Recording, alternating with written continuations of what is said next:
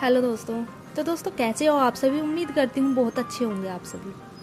तो दोस्तों ये स्टोरी एक ऐसी स्टोरी है जो हमारे जीवन को दर्शाती है कि हमारे जीवन में चाहे जितने भी उतार चढ़ाव आए, लेकिन जो हमारी किस्मत में है वो हमें मिलकर ही रहता है, उसमें चाहे कोई कितना भी जोर लगा ले। तो दोस्तों स्टोरी को छोड़कर भागना मत, स्किप मत करना, स्टोरी को पूरी पूरी सुनना और सुनने के बाद मुझे कमेंट जरूर करना कि कैसी लगी स्टोरी, क्या ये बात सच है जो मैंने भी इसी स्टोरी में बताई।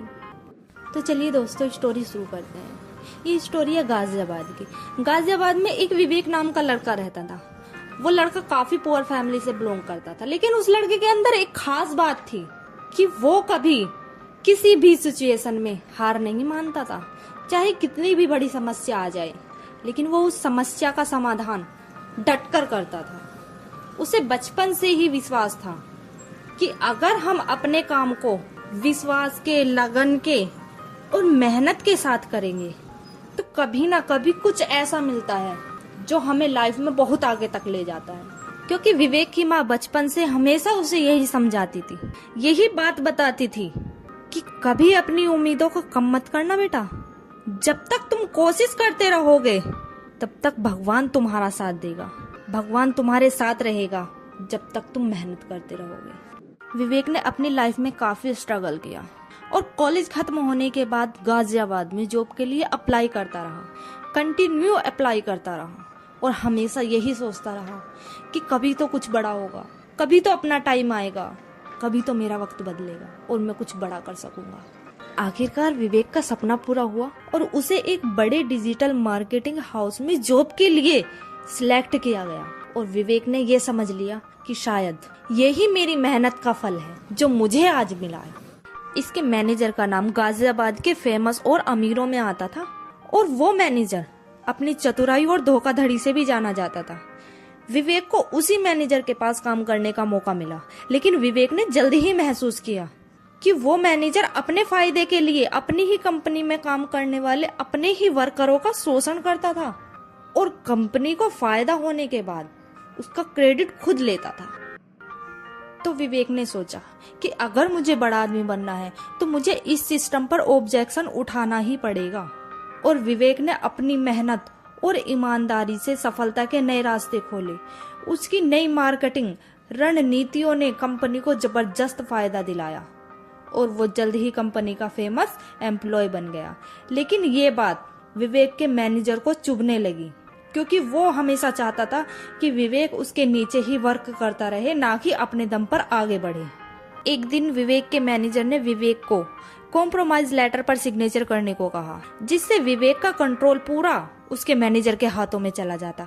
लेकिन विवेक ने उस ऑफर को रिजेक्ट कर दिया और उसकी साजिशों का पर्दाफाश किया। विवेक की सूझबूझ और उसके हार्डवर्क ने उसे मैनेजर बनाया और उसके बॉस को बाहर निकाल दिया। ये उसकी लाइफ का टर्निंग पॉइंट था। विवेक की सफलता की खबर पूरे शहर में फैल चुकी थी। एक दिन उसे एक इवेंट में बुलाया गया जहां उसकी मुलाकात कियारा से हुई। कियारा दिल्ली के एक बड़े फैशन हाउस की मालकिन थी। वो अपने फैशन डिजाइन्स के लिए काफी फेमस थी। कियारा की सुंदरता और आत्मविश्वास ने विवेक को कियारा की तरफ अट्रैक्टिव किया। कियारा की फैमिली गाजियाबाद के अमीर और फेमस परिवार में से एक थी। कियारा और विवेक के बीच पहली मुलाकात में ही एक खास कनेक्शन था। कियारा ने विवेक से कहा, तुम्हारी मेहनत और उससे हुई सफलता मुझे इंस्पायर करती है। तुम्हारी स्टोरी जानना चाहती हूँ मैं विवेक हिचकिचाते हुए अपने संघर्षों की स्टोरी सुनाने लगा और उसे ये एहसास होता है कि कियारा ने उसे केवल उसकी सफलता से नहीं बल्कि उसकी मेहनत के लिए पसंद किया है। उसके बाद उन दोनों की मुलाकातों का दौर शुरू हुआ और धीरे धीरे प्यार की दरिया में डूबते चले गए। लेकिन कियारा की फैमिली, खासकर उसका भाई जय, उन दोनों के रिलेशन को एक्सेप्ट नहीं कर पा रहा था। जय का मानना था कि एक पुअर फैमिली से बिलोंग करने वाला लड़का हमारी फैमिली का हिस्सा नहीं बन सकता। उसने कियारा को विवेक से दूर रखने की सलाह दी, लेकिन कियारा की भावनाएं विवेक के प्रति काफी स्ट्रोंग हो चुकी थी। जय ने कियारा से एक गहरी साजिश की, जिससे कियारा का विश्वास विवेक से कम होने लगा। जय ने फेक डॉक्यूमेंट्स बनवाए, कियारा को यह विश्वास दिलाया कि विवेक ने अपने काम में धोखाधड़ी की है। उसके बाद कियारा विवेक से मिली और बोली, तुमने मुझसे झूठ बोला है विवेक, मैं अब तुमसे दूर जा रही हूँ, तुमसे दूर ही रहूंगी। ये सब कहकर वो वहां से चली गई। और ये सब सुनने के बाद विवेक को काफी दुख हुआ और उसने कियारा को समझाने का बहुत प्रयास किया, बहुत कोशिश की। विवेक को महसूस हुआ कि कियारा और उसकी फैमिली के बीच कुछ तो गलत है और उसने उन सभी चीजों को ठीक करने के लिए कदम बढ़ाए। उसने अपनी पूरी मेहनत से उन झूठे आरोपों को गलत साबित किया और कियारा का विश्वास फिर से जीत लिया। और कियारा ने भी उसको विश्वास दिलाया कि अब कभी वो विवेक पर शक नहीं करेगी और अब उन दोनों के बीच एक सच्चा और गहरा रिश्ता हुआ। उसके बाद कियारा और विवेक का रिश्ता और भी मजबूत हो गया। दोनों ने मिलकर एक नया बिजनेस शुरू किया जो ना केवल गाजियाबाद में बल्कि पूरे देश में फेमस हुआ। उनकी जोड़ी अब प्रेरणा बन गई थी। कुछ समय बाद दोनों ने अपने रिश्ते को पब्लिकली किया और पूरे ग्रैंड तरीके से शादी की।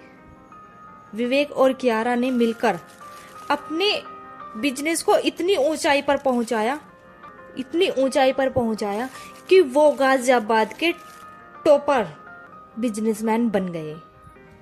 उन्होंने न केवल खुद को बल्कि दूसरों को भी प्रेरित किया। तो दोस्तों, कैसी लगी कियारा और विवेक की स्टोरी? कमेंट करना ना भूलना।